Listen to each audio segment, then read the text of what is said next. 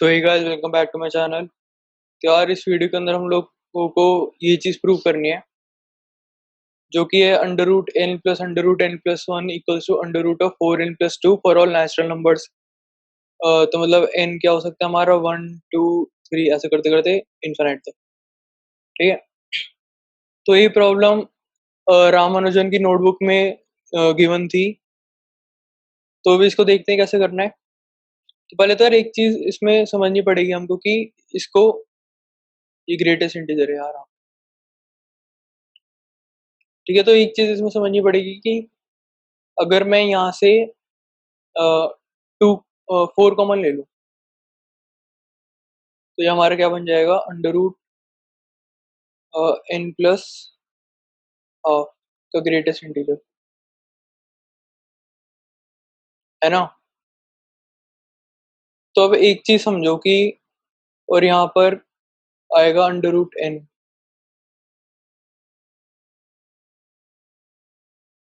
तो अगर यार आपने मेरी फर्स्ट वाली वीडियो देखी होगी तो उसके अंदर आपको पता होगा कि उसके अंदर मैंने आपको बताया था कि वन बाय रूट वन ऐसे करते करते वन बाय रूट 80 का समेशन हम कैसे निकालते हैं। वो हम ऐसे निकालते हैं कि यार वन बाय रूट के को हम लिख लेते हैं lesser than equal to two by root K plus root K minus one and is greater than two by root K plus root K plus one. ठीक है, तो अच्छा इसके अंदर कहने का मतलब यहाँ से ये है कि अगर आपका मान लो ये जो चीज़ है, ठीक है, ये चीज़ अगर आपकी 3.2 है, ठीक है, और अगर ये चीज़ आपकी 3.1 है, तो इन दोनों का ग्रेटेस्ट इंटीजर जो है इक्वल आएगा, जो कि होगा 3। ठीक है, अगर ऐसी ये चीज़ अगर आपकी 3.5.1 है और ये चीज़ अगर आपकी मान लो कुछ भी है 5.9 है, तो इन दोनों का ग्रेटेस्ट इंटीजर कितना आएगा, 5। तो कहने का मतलब वही है कि अगर आप ये प्रूव,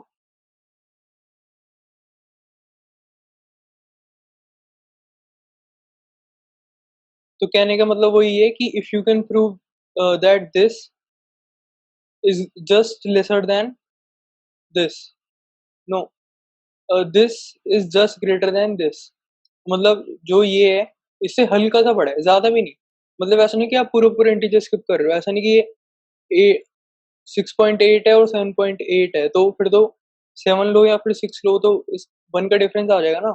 तो ऐसा नहीं, जस्ट बड़ा होना चाहिए। अगर 7.8 है आपका, अगर मान लो 7.8 आ रहा है तो दूसरे वाले का 7.2 तक, मतलब टू, एक इंटीजर स्किप नहीं होना चाहिए। तो इन तब जाके इन दोनों ग्रेटेस्ट इंटीजर क्या आएगा हमारे पास, 7।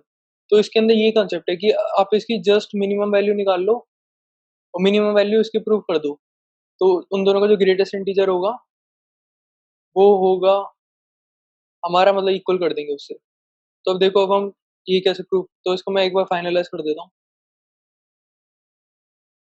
तो मतलब आपको प्रूव क्या करना है, that under root of this is just greater than under root of N plus root N plus one. ठीक है, तो अच्छा यहाँ पे एक काम करते हैं, इसको ऐसे लिख लेता हूँ।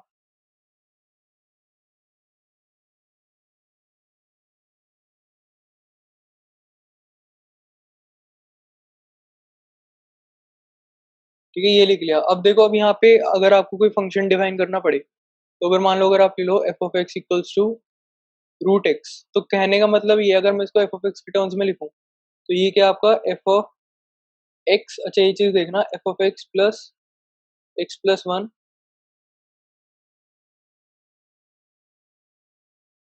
का एवरेज इज ग्रेटर देन इनकी वैल्यूज का एवरेज।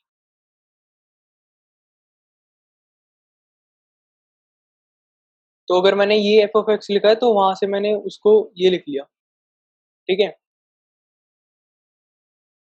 तो आपने बस एक्स की जगह पे एन डालना है और कुछ नहीं करना, जहाँ पे एन इंटीजर हो जाएंगे अगर आपको ग्रेटेस्ट इंटीजर लगाना है तो इसके अंदर सॉरी नेचुरल नंबर हो जाएंगे।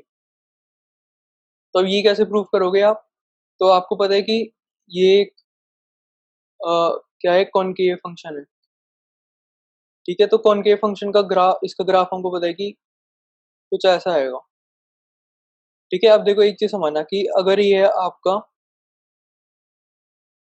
वैसे तो जेनसन इनइक्वालिटी बोलते हैं इसको, लेकिन मैं इसका अभी प्रूफ बता देता हूँ जेनसन इनइक्वालिटी का। ये आपका x+1, ये आपका x, ठीक है, इन दोनों लाइन को जोड़ दो, तो इसका जो मिड पॉइंट होगा, ये जो लाइन है इसका मिड पॉइंट होगा, वो क्या होगा, इसको मैं ले लेता हूँ y2, इसको मैं ले लेता हूँ y1, और इसको आप अगर x2 x1 मान लो, और इसको मैं x1 मान लेता हूँ। ठीक है, तो ये क्या होगा आपका, इसका कोऑर्डिनेट क्या होगा, x1 plus x2/2 comma y1 plus y2/2। ठीक है, अब देखो यहाँ से अब मैं क्या करूंगा, एक वर्टिकल लाइन बना दूंगा, तो ये जो है आपका, ये क्या है, x1 प्लस x2/2। ठीक है, इसका जो x कोऑर्डिनेट है, इसको थोड़ा जूम कर लेते हैं। ठीक है, और जो ये वाली लाइन आएगी, ये इसकी वैल्यू क्या होगी, अगर आप फंक्शन के अंदर अपना, इसकी वैल्यू देखो इधर मैं लिख देता हूँ, आप फंक्शन के अंदर कुछ नहीं है, x1 प्लस हाफ डाल दो। ठीक है, या फिर, और ये किसके इक्वल है, x1 प्लस x2/2। ठीक है, यही तो है ना, ये क्या है आपका, x1 प्लस x2/2,